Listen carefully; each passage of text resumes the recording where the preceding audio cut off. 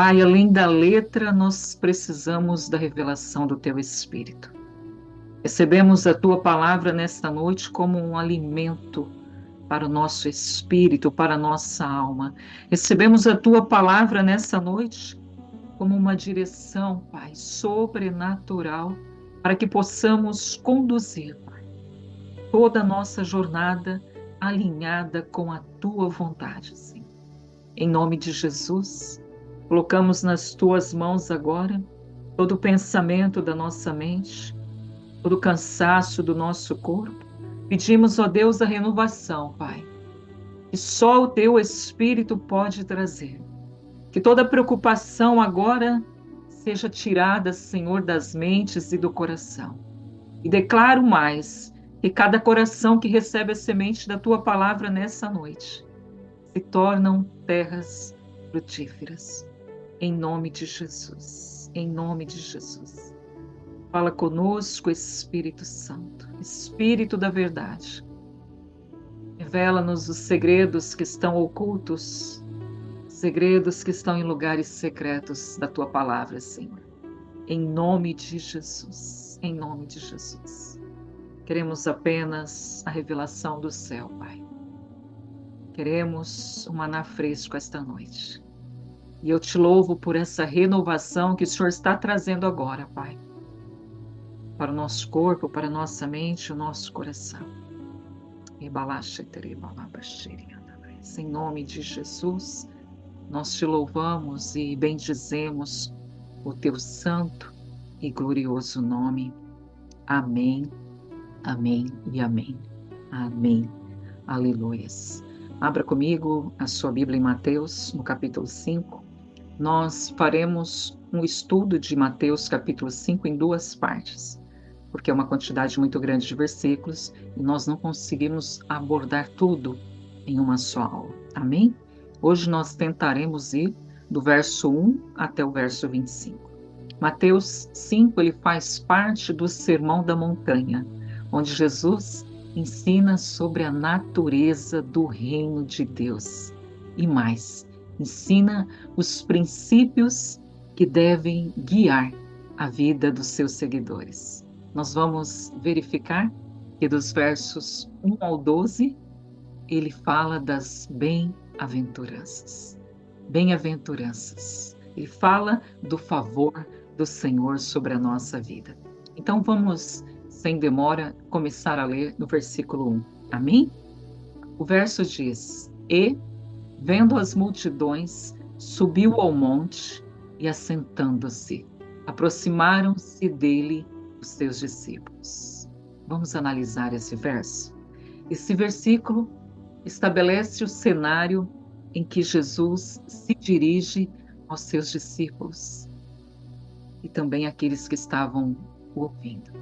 Ele sobe ao monte. Isso é familiar para você? Ele sobe ao monte. O monte é um local que simboliza um espaço de revelação e ensinamento. Revelação e ensinamento. É interessante que esse verso, ele faz um paralelo a Moisés. No Antigo Testamento grego, essas palavras subiu ao monte são usadas 3 vezes. Exatamente em Êxodos 19:3, se você estiver anotando, Êxodos 24:18 e Êxodos 34:28. 3 vezes subiu ao monte é citado no Novo Testamento. Moisés, ao receber as leis de Deus, ele transforma-se em um mediador da aliança entre Deus e o povo de Israel. E da mesma forma, Jesus, ao subir no monte para ensinar, não apenas revela os princípios do reino de Deus, mas também redefine a compreensão da lei.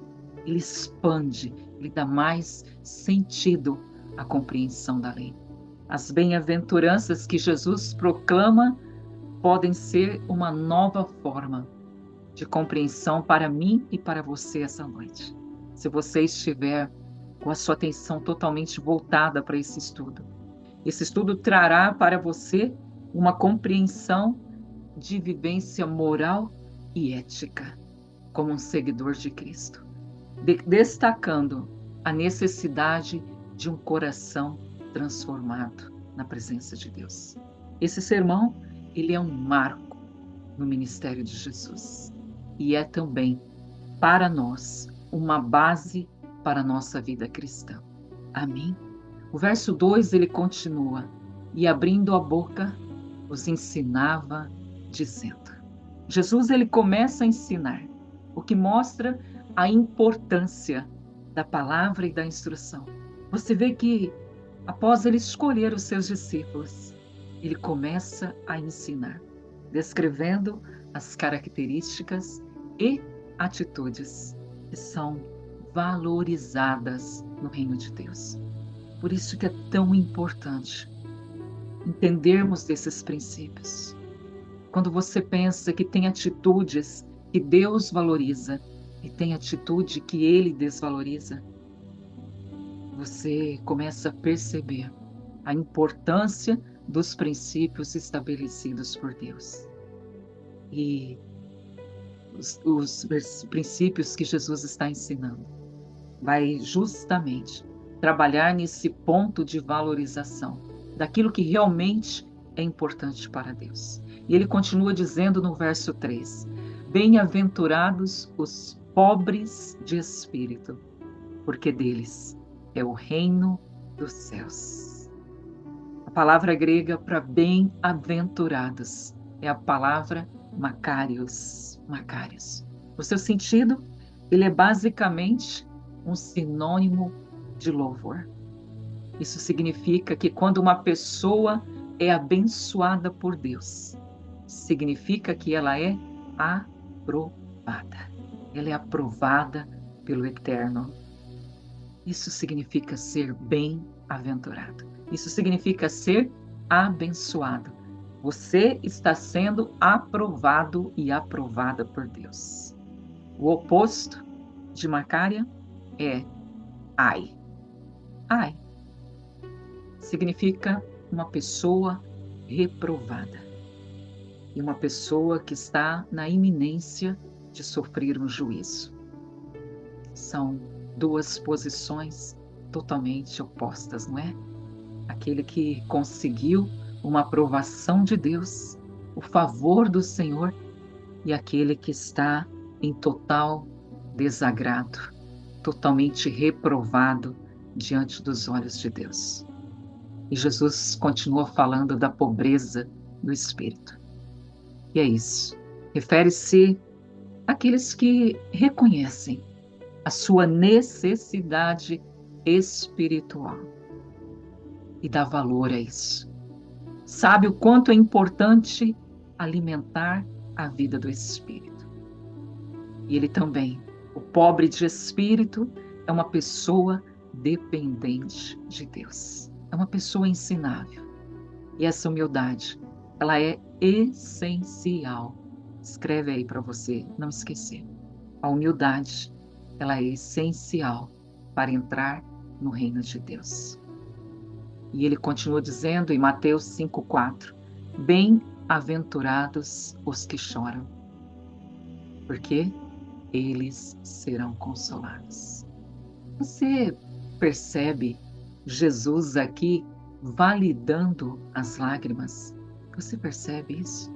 Não somente as lágrimas que são provenientes da experiência de luto e de tristeza, mas também aquela tristeza espiritual, a consciência do pecado, que faz com que você se arrependa e vá às lágrimas. Jesus, ele está validando essas lágrimas, dizendo que você será consolado e consolada. A promessa de que eles serão consolados sugere que Deus, Ele foi, Ele é e Ele sempre será uma fonte de consolo e esperança para mim e para você. Sempre. Isso é um encorajamento para aqueles que enfrentam dificuldades, indicando que a tristeza não é o fim. O fim é o consolo. O fim é o amor de Deus, é o cuidado de Deus, não a tristeza. E isso nos leva àquele ponto crucial de cura e libertação. Quantas vezes você chorando em seu quarto, no seu secreto, no seu carro, você sente o consolo chegando para você. Um consolo que só Ele pode dar. O Espírito vem, recolhe suas lágrimas e te traz consolo. Quando Jesus diz: bem-aventurados que choram, porque eles serão consolados. Ele está dando a mim e a você uma promessa. E as promessas dele não falham, não falham, não falham. 2 Coríntios, no capítulo 1, versos 3 e 4, menciona que Deus é o Pai das misericórdias e Deus de toda consolação. Nunca faltará consolo para um coração arrependido. Nunca faltará consolo para um coração triste e enlutado. Nunca. Porque Deus é Deus de misericórdias e de consolo. Ele nos consola em todas as nossas tribulações. Basta que eu e você nos cheguemos a Ele, nos acheguemos a Ele. O problema é que muitas vezes o orgulho nos impede de chegarmos ao Pai pedindo socorro. Preferimos nos encolher dentro do nosso vitimismo ao invés de nos agarrarmos a Ele e pedirmos: Pai, me consola porque eu estou triste. Me consola nesse momento de luto, de angústia, de tristeza. Porque quando fazemos isso, Ele jamais deixa de nos socorrer. Jamais. Em Mateus 5,5, Jesus continua dizendo: bem-aventurado, bem-aventurados os mansos, porque eles herdarão a terra. Eu quero te chamar a atenção para esse ponto: herdarão a terra. Vamos falar primeiro de mansidão. A mansidão ela é frequentemente entendida como uma atitude de humildade. Mas não só isso, como uma pessoa que controla a sua ira, a sua raiva, o seu furor. Ela é uma pessoa mansa, domínio próprio, controle. Amém? E Jesus destaca que os mansos, aqueles que não buscam a violência e a vingança, são abençoados e herdarão a terra. É isso que ele fala. Porque eles herdarão a terra. Eu quero que você escreva aí no seu caderno: diferentes dimensões da promessa. Escreve aí. Diferentes dimensões da promessa. Os pobres de espírito, de Mateus 5,3, e os perseguidos por causa da justiça, de Mateus 5,10, que nós ainda vamos estudar, vão possuir o reino dos céus. Amém? É isso que o Senhor Jesus está nos dizendo. Os pobres de espírito e os perseguidos por causa da justiça, eles vão possuir o reino dos céus. Agora, Mateus 5, juntamente com Salmos 37:11, diz que os mansos herdarão a terra. Herdarão a terra. Mateus 5,5, bem-aventurados os mansos, porque eles herdarão a terra. E Salmos 37:11 diz: mas os mansos herdarão a terra e se deleitarão na abundância de paz. Está faltando paz aí? Será que não está faltando mansidão? Os mansos herdarão a terra e se deleitarão na abundância de paz. Quando se fala em reino dos céus, nós já até conversamos a respeito disso, isso é entendido como a esfera de governo do nosso Deus, que abrange tanto a vida presente como a vida futura. Amém? É uma realidade espiritual que começa agora, mas se consumará plenamente no futuro. Esse é o reino dos céus, o governo de Deus sobre a terra. Mas quando se fala em herdar a terra, essa expressão ela é geralmente interpretada como uma referência às bênçãos que os justos receberão nessa vida.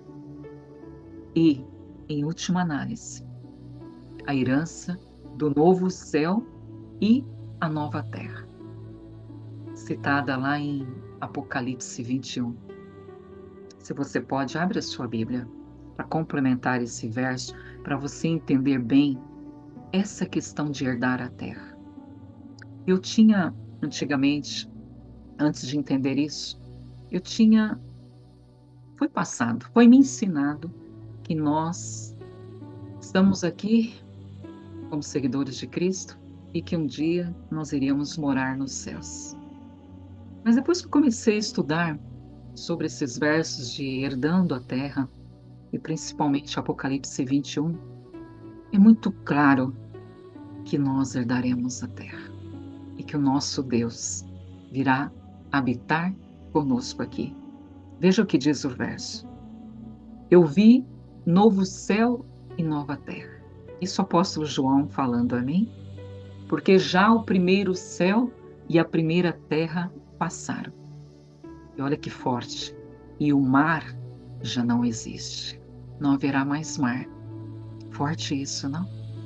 E ele diz: eu vi descer do céu, eu vi descer do céu, de junto de Deus, a cidade santa.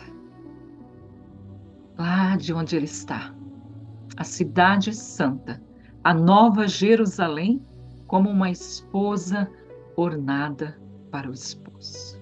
Ela é gloriosa. Mas veja o que o apóstolo João diz. Ao mesmo tempo, naquele mesmo instante, ouvi do trono uma grande voz que dizia: eis o tabernáculo de Deus com os homens. Deus habitará com eles e serão o seu povo. E ele repete: e Deus mesmo estará com eles. Ah, você pode dar um aleluia, um glória a Deus. Você consegue imaginar como será viver com ele na nova Jerusalém que será estabelecida nessa terra?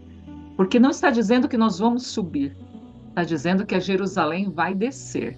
Amém? Ela desce do céu para a terra.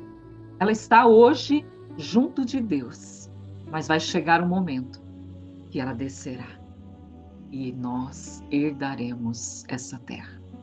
Lembre-se que Apocalipse fala sobre a criação do novo céu e da nova terra, indicando uma renovação total da criação, total, onde não haverá mais sofrimento e morte. Não haverá.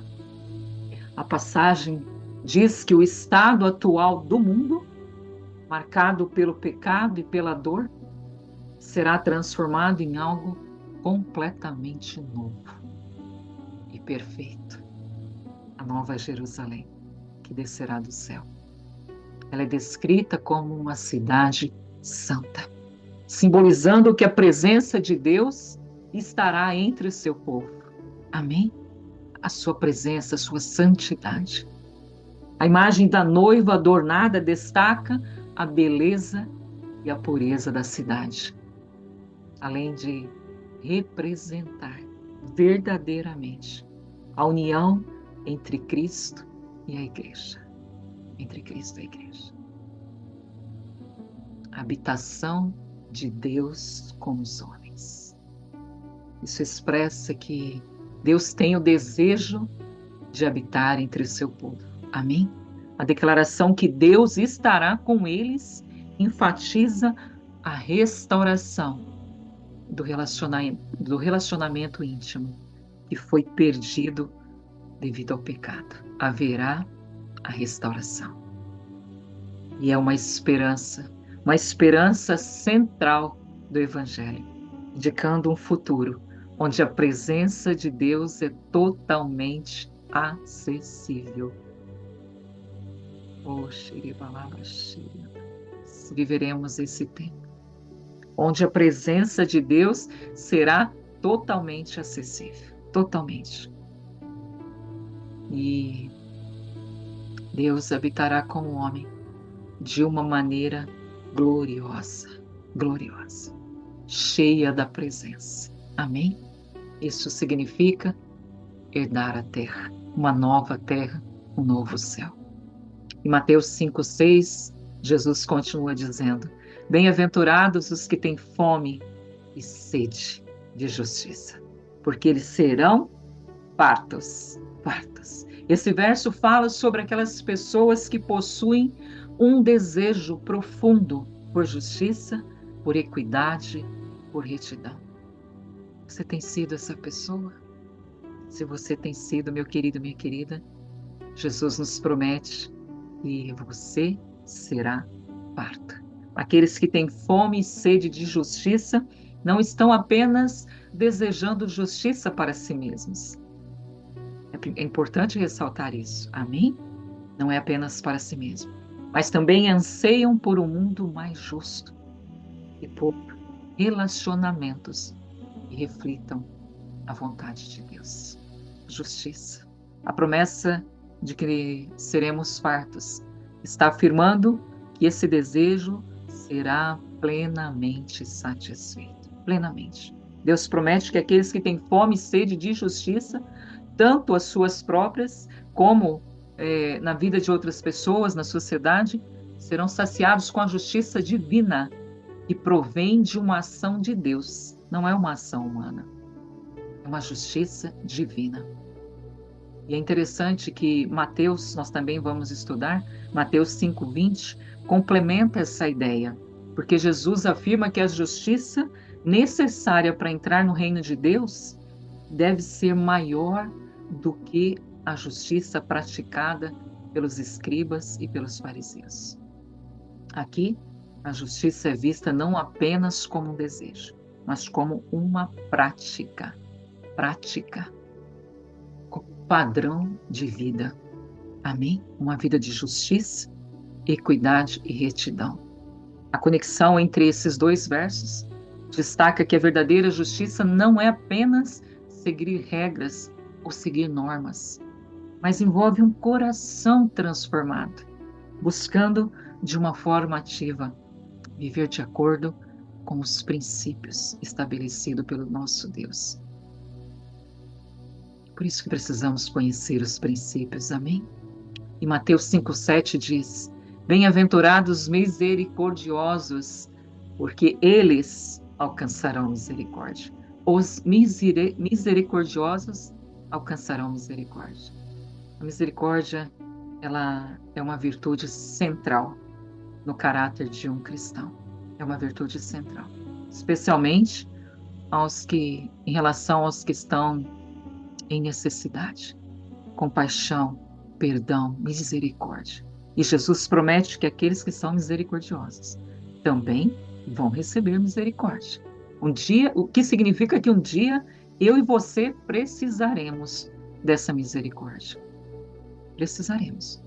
E se nós tivermos, durante a nossa jornada, exercido misericórdia para com os que nos cercam, nós alcançaremos misericórdia no momento em que nós precisarmos. Isso implica também que a disposição em perdoar e ajudar as pessoas cria um ciclo de graça e bondade. Por isso que Jesus se antecipou e disse: aqueles que são misericordiosos alcançarão misericórdia.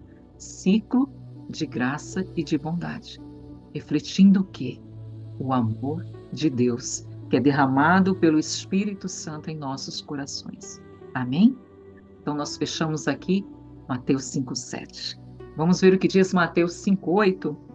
Bem-aventurado os puros, bem-aventurados limpos, porque eles verão a Deus. E os puros também, amém? Eu só me antecipei. Essa expressão, limpos de coração, refere-se à pureza, amém? Refere-se à pureza de intenções e integridade moral. Têm sido suas intenções puras diante dos olhos de Deus? Nós precisamos nos perguntar isso, amém? Será que as nossas intenções têm subido como um perfume suave, puro, diante do nosso Deus?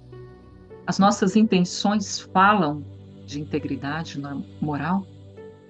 Porque as nossas intenções, elas têm voz diante do nosso Deus.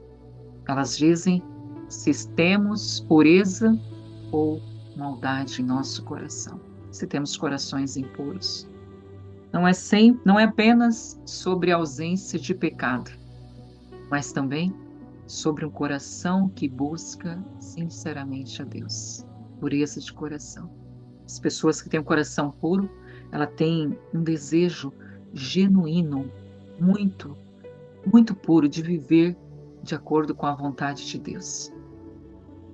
E muito mais, de amar as pessoas. Pureza. E a promessa de que eles verão a Deus significa, em um sentido futuro e espiritual, que aqueles que são puros de coração e possuem puras intenções terão uma experiência íntima e direta com o nosso Deus. Você consegue agora relacionar com Apocalipse 21, que os puros verão a Deus? Os puros participarão dessa nova terra e desse novo céu? Porque a palavra diz que é impossível ver a face de Deus e viver. Mas aqui Jesus está dizendo que os limpos de coração verão a Deus. Limpos de coração. Temos ministrado muito sobre o estado do coração, né? Precisamos todos os dias passar as nossas atitudes, pensamentos e intenções por esse filtro. Todos os dias. Elas têm sido puras diante dos olhos do Senhor. Mateus 5:9. Bem-aventurados os pacificadores, porque eles serão chamados filhos de Deus. Filhos de Deus. Diga comigo, Ministério da Pacificação. Ministério da Pacificação. Os pacificadores são aqueles que, anote aí, promovem a paz e vão além. A reconciliação em vez de conflitos e discórdias. E se você estiver anotando, anote mais. Isso envolve a resolução de conflitos por meio de imediata apresentação de desculpas, de perdão e atos de restituição. Eu vou repetir para você. Ministério da Pacificação envolve a resolução de conflitos por meio da imediata apresentação de desculpas e atos de restituição. E mais, envolve recusar-se em buscar vingança. Recusar-se em buscar vingança e humilde amor e serviço aos nossos inimigos. Enquanto eu estava estudando, eu cheguei nessa parte. Deus me trouxe algo na minha memória.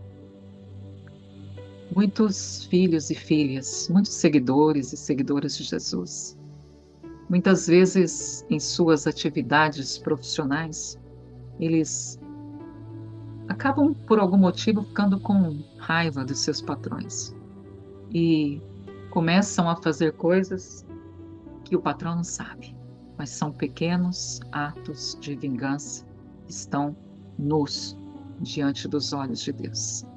E assim é nos seus relacionamentos, na sua convivência com outras pessoas. Pacificadores recusam-se a buscar vingança. E mesmo tendo o outro como seu inimigo, ele o trata com amor e serviço. Amém? Em nome de Jesus. E Jesus chama esses indivíduos de filhos de Deus. Filhos de Deus. O que significa que os pacificadores refletem um caráter divino. caráter divino. Assim como Deus é um Deus de paz, de amor, de misericórdia, aqueles que trabalham para restaurar relacionamentos e promover harmonia entre as pessoas são identificados como filhos de Deus, como família de Deus. Amém? Mateus 5,10. Bem-aventurado os que sofrem perseguição por causa da justiça. Novamente. Porque deles é o reino de Deus. Esse verso fala sobre aqueles que enfrentam perseguições e dificuldades devido à busca da justiça.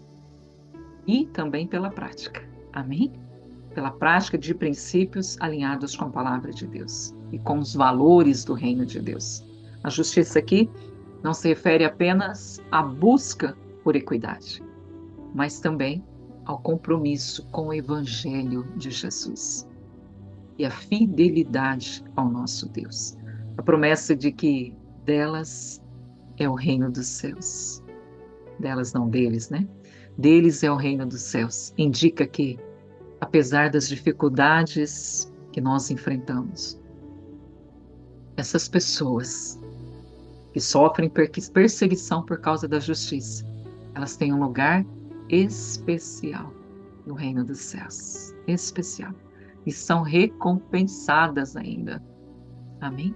São recompensadas pela sua fé e pela sua perseverança.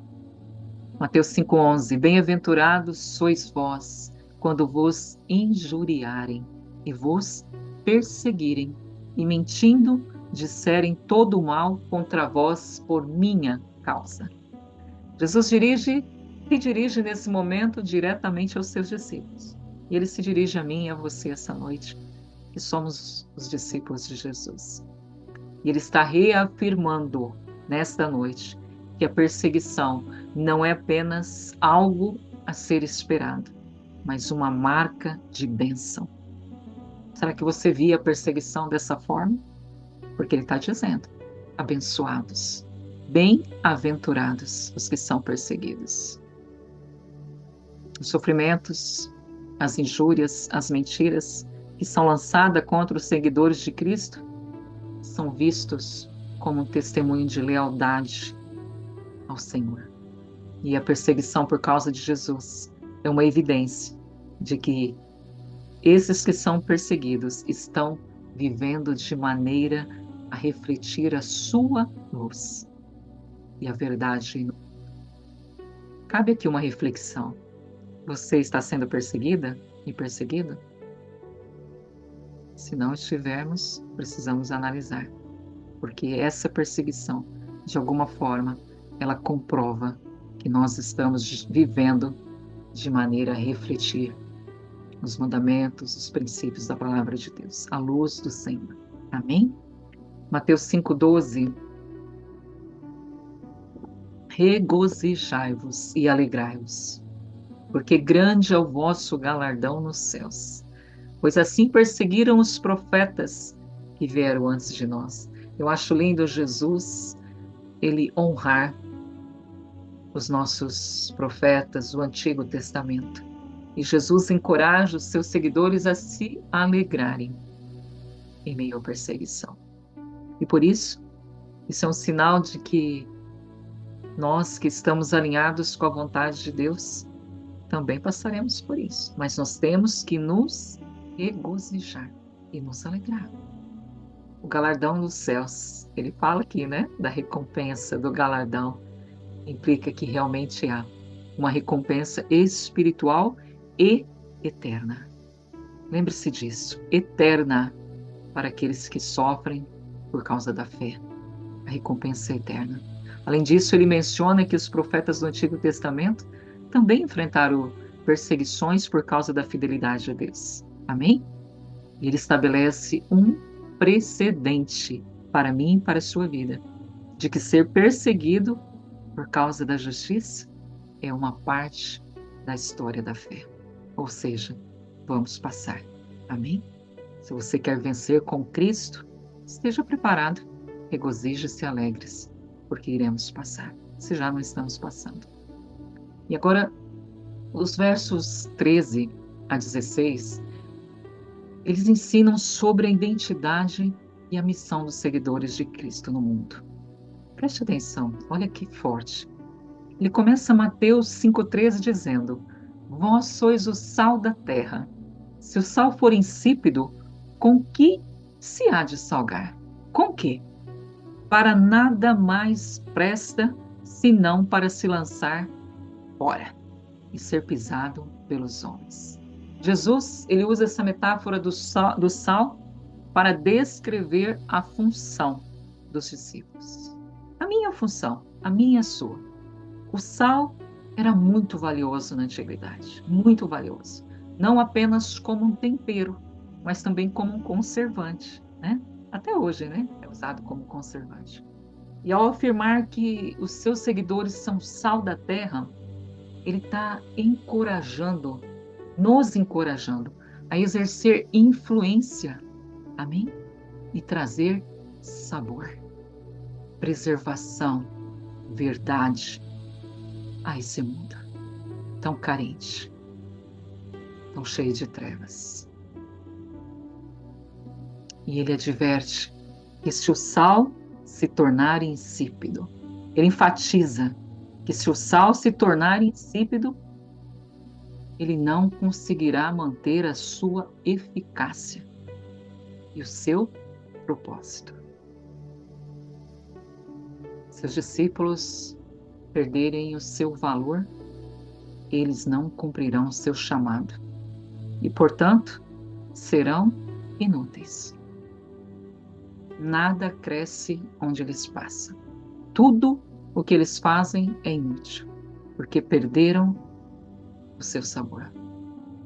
Perderam o seu sabor. Se tornaram insípidos. Para nada mais servem. Precisamos estar atentos em como nós estamos aplicando essa parábola na nossa vida, esse verso, amém? Esse princípio sobre o sal. E ele continua dizendo: Vós sois a luz do mundo, sal da terra e luz do mundo. Não se pode esconder uma cidade sitiada sobre o monte. Jesus compara os seus seguidores à luz. Amém? À luz. Assim como uma cidade no alto de uma colina. Você já viu uma cidade no alto de um morro? Com as luzes acesas? Você pode ver de longe. Você pode estar passando em uma pista e ver aquela cidade no alto da colina toda iluminada. Assim, todos os discípulos devem brilhar a luz de Cristo em suas vidas. A luz, ela simboliza a verdade, a orientação, o caminho, a esperança. Amém? Essa é a luz de Cristo. Jesus está chamando os seus seguidores a serem exemplos de fé, de boas obras, de valores do reino de Deus. É isso. A ideia de que a luz não pode ser escondida, ela indica que a verdadeira fé, ela deve ser visível para refletir a glória de Deus. Não tem como esconder. Amém? Se a sua fé está brilhando, como esconder? Ela é como uma cidade no alto de uma colina. Ela ilumina todos, ilumina todos. E os cristãos, eles são chamados a serem testemunhas ativas, cheias de luz, iluminando o mundo com a verdade e o amor de Deus. Em tudo, ilumine o mundo com a glória de Deus. Amém? Dê testemunho do Deus que tu serves, em nome de Jesus. Mateus 5,15, caminhando aqui para o final. Não se acende uma candeia e se coloca debaixo do alqueire, mas no velador, e dá luz a todos que estão na casa. Sem acepção de pessoas, dá luz a todos. Jesus reforça a ideia de que a luz deve ser colocada em um lugar onde possa brilhar e ser vista por todos. E todos possam se beneficiar dessa luz. Todos. A candeia, ele fala aqui, ou a lâmpada, representa o quê? A revelação de Deus. Representa a verdade que os seguidores de Cristo são chamados a compartilhar. Ide, Amém? Ide.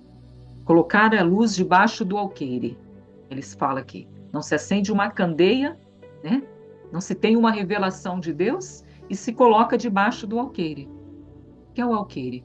É um recipiente usado para medir. Simboliza a ideia de esconder a luz e não cumprir o seu propósito. Não cumprir o propósito. Jesus, mais uma vez, enfatizando a missão dos cristãos em ser uma luz visível que ilumina a vida das pessoas ao seu redor. Às vezes eu encontro com pessoas e eu vejo o rosto delas brilhando. E me encanta porque a pele está brilhando, os olhos estão brilhando, a fé está ativa, ela contagia a todos no ambiente, amém? Não apenas no privado, mas também em público. Essa é a luz, é a lâmpada de Cristo. Mateus 5,16. Assim resplandeça a vossa luz diante dos homens, para que vejam as vossas boas obras. Jesus quer que eles vejam, que os homens vejam as suas boas obras e, olhando para ti, glorifiquem a vosso Pai que está nos céus. Será que as pessoas têm olhado para mim, para a sua vida e têm glorificado a Deus? De que forma estamos resplandecendo? Muitas pessoas resplandecem em trevas, enquanto outras resplandecem em luz. Amém? E Jesus exorta os seus seguidores a deixar a luz brilhar diante dos outros. A luz, ela se refere mais uma vez às boas obras, ao testemunho cristão. Ainda hoje eu escrevi no grupo quantas pessoas são abençoadas e não contam para ninguém, não glorificam o nome de Deus. Recebem bênçãos e livramentos diariamente, mas muitas vezes não, esconde, coloca debaixo do arqueiro e deixa lá. E a glória de Deus não é comunicada aos homens. A ideia de que as ações dos crentes devem ser visíveis e impactantes, a fim de que o homem, a ideia é sempre essa, a glória ser visível e impactante, a fim de que o homem e os homens, de uma maneira geral, glorifiquem o nosso Deus. Amém? Mateus 5,17. Não penseis que vim revogar a lei ou os profetas. Não vim para revogar, mas para cumprir. Jesus afirma que a sua missão não é desconsiderar o Antigo Testamento, não é abolir a lei de Moisés ou as escrituras de uma maneira geral do Antigo Testamento, mas cumpri-las, cumpri-las. Isso implica que ele está trazendo à tona, neste verso, o pleno significado da lei e das profecias, e revelando que como elas estão se realizando nele, como estão se realizando. E ao cumprir a lei, Jesus mostra que as exigências da justiça são satisfeitas por meio da sua vida. Morte e ressurreição. Tudo satisfeito nele. E esse versículo é fundamental para entender a relação entre o Antigo e o Novo Testamento, ressaltando, como Jesus fez, a continuidade da revelação de Deus. Muitos desprezam o Antigo Testamento e Jesus veio para cumpri-lo. Essa declaração revela que Jesus, ele tem o Novo Testamento como preciso e confiável, até nos mínimos detalhes. Porque ele continua dizendo, porque em verdade vos digo que até que o céu e a terra não passem, nenhum i ou tio jamais passará da lei, sem que tudo seja cumprido. Tudo. Você vê como ele enfatiza a durabilidade e a importância da lei? Afirmando que nada dela será abolido até que se cumpra por completo. Amém? Nada. Essa expressão i e tio, ela se refere a pequenos traços, amém? E marcas sublinhando que até mesmo os menores detalhes são significativos. A palavra de Deus, ela é eterna e o cumprimento é certo. Amém? É certo. Aleluias.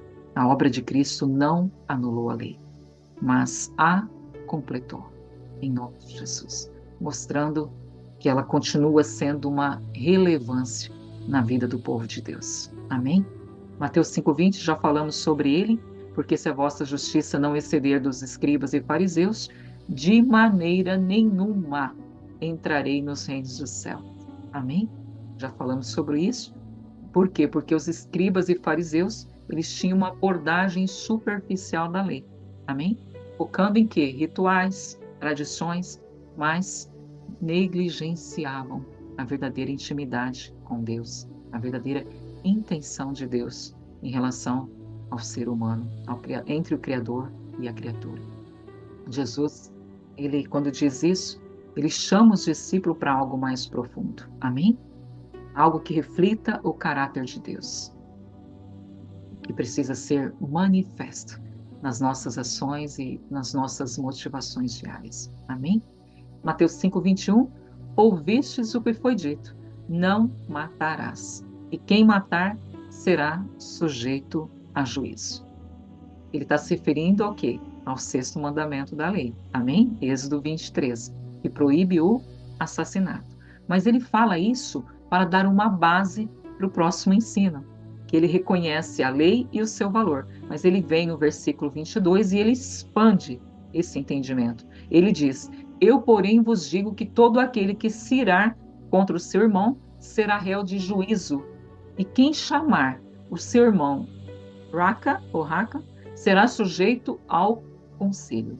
Agora, quem me disser louco estará sujeito ao fogo eterno. Ao fogo eterno.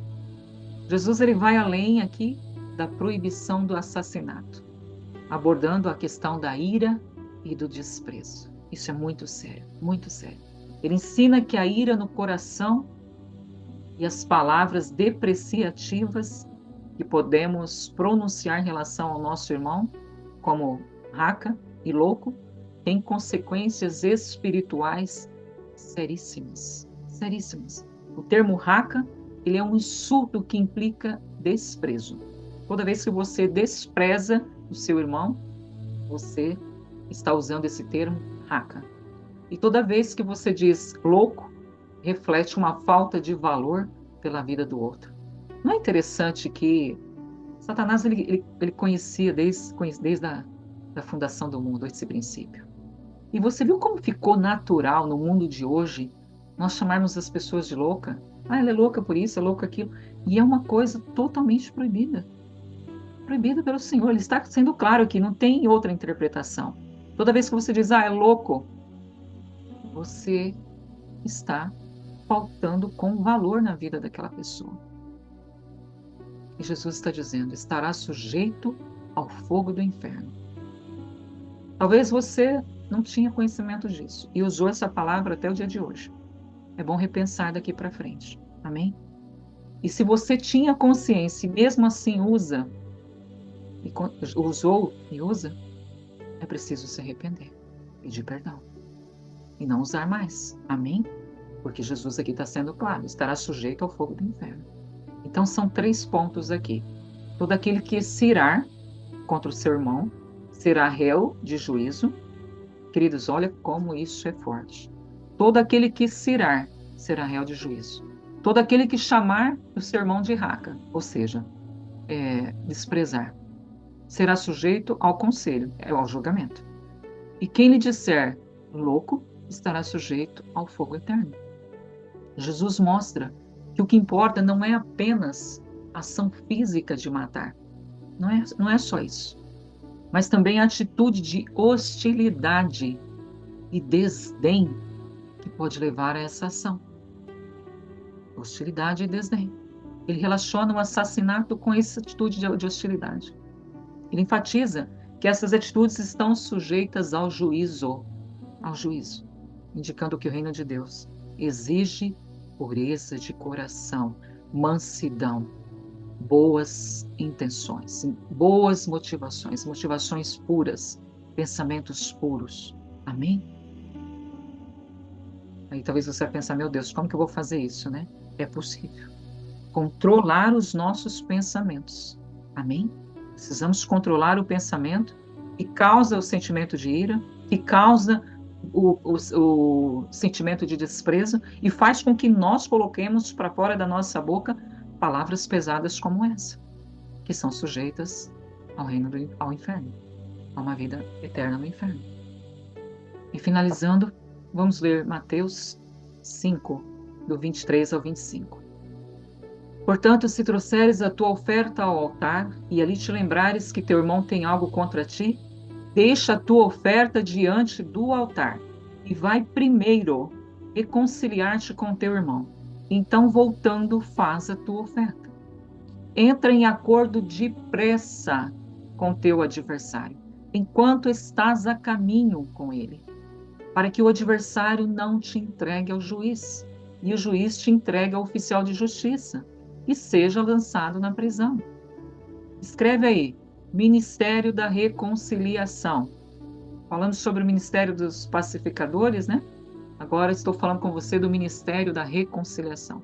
Jesus, ele estabelece a importância da reconciliação antes de se aproximar de Deus em adoração, para cultuar a Deus. Precisamos levar isso muito a sério, meus queridos, minhas queridas. A verdadeira adoração a Deus não pode ser realizada plenamente enquanto houver desavenças, dissensões, divisões, desarmonia em nossos relacionamentos.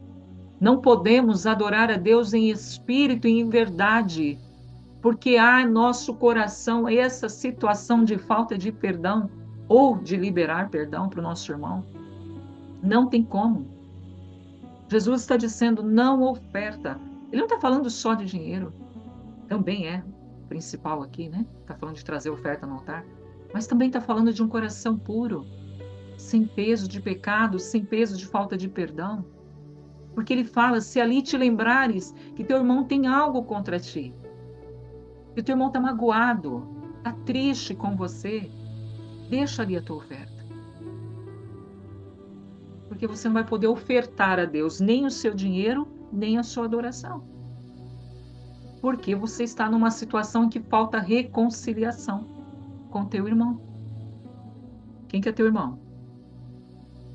Aqueles que estão do teu lado. Amém? Seu marido, seus filhos, sua mãe, seu pai, todos eles são irmãos em Cristo. Amém? Seus colegas de trabalho, seus superiores, os relacionamentos de uma maneira geral. Se teu irmão tem algo contra ti, deixa ali a tua oferta no altar. E vai primeiro reconciliar-te. Mas ele não para, né? Ele continua dizendo, vai depressa. Não espera. Por que ele fala enquanto você está a caminho? Porque você não sabe quando Deus vai recolher aquela pessoa. Pode ser num piscar de olhos. E você vai perder a sua oportunidade. Ou então, como diz a palavra, o adversário te entrega ao juiz. E o juiz te entrega ao oficial de justiça e você é lançado na prisão. Se alguém lembrar de irmão, de que o irmão tem algo contra ele, significa, Jesus aponta para a responsabilidade que nós temos em resolver conflitos e buscar a paz. A reconciliação ela deve ter prioridade na sua vida, antes de cultuar a Deus. Ela deve ter prioridade. Jesus enfatiza que a verdadeira adoração ela é acompanhada de ações que refletem o amor e a unidade entre os irmãos. Isso revela que Deus valoriza a harmonia e o amor entre os irmãos mais do que a oferta que você está levando. Porque ele fala, deixa a sua oferta. Não é a hora de ofertar. Vai lá e reconcilia. Depois você vem e oferta. Aí eu aceitarei a tua oferta. Olha que forte isso. Muitas vezes ofertamos no altar do Senhor e não vemos colheita. Precisamos analisar. Será que estamos ofertando, estando em desavença, em desarmonia com o nosso próximo? E por isso você não está A sua oferta não está sendo recebida naquele altar? Reconciliação. Ela é vista como uma parte essencial da vida cristã. Essencial. Essencial. Porque o relacionamento com Deus e com o nosso próximo estão interligados. Não há separação. Amém? Não há, eles estão interligados. E a reconciliação, guarda isso no teu coração, ela precisa ser rápida e proativa. Não espere pelo outro, mesmo que ele que tenha te magoado. Vai e tenta reconciliar. E depois adore. Adore a Deus com as suas ofertas. Amém?